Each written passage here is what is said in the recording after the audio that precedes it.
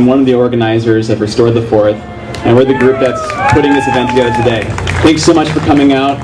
Today is all about you, and it really feels good to see everyone here. First off, I'd like you to help me by, if you have a banner, raise it up. Let everyone see it. Because I don't have a speech, and I need the cue cards. So that just hold them where I can see them. Hey NSA, we're watching you now. National security extremism. Who's watching the watchers? These are good questions.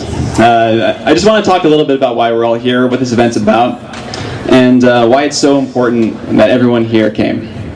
First, this organization that put this together is really just some regular people. We meet in a sandwich shop in the back of the mall. And we saw some bad news.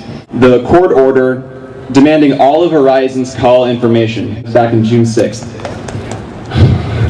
That hit me like a ton of bricks. You know, my whole life I've been a computer geek, hoodie-wearing nerd, and that's how I make a living. I work on computers. Little did I know that it's people like me in my tribe who are building the surveillance state. And I couldn't let what I saw on the news go without a fight.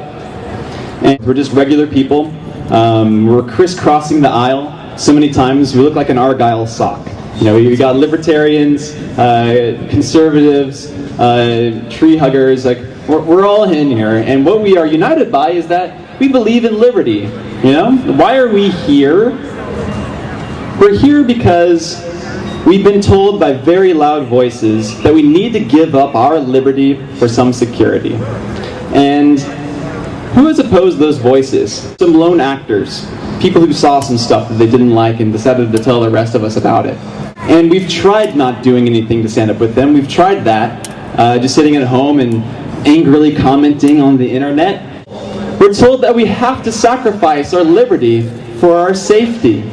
They're telling us that we need to give up our Fourth Amendment rights to win the war on terror. If we let the world know that we can be so frightened by terrorists that we will give up our individual liberties, our specific claims to exceptionalism, then they know that terrorism works. How are you going to fight terrorism? By proving to the world that it works.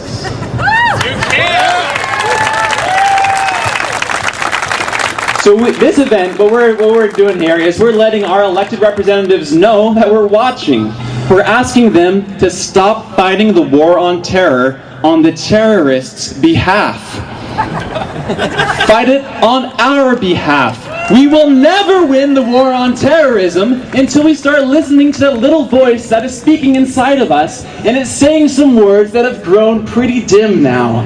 We have nothing to fear but fear itself. I'd like to let's get this going.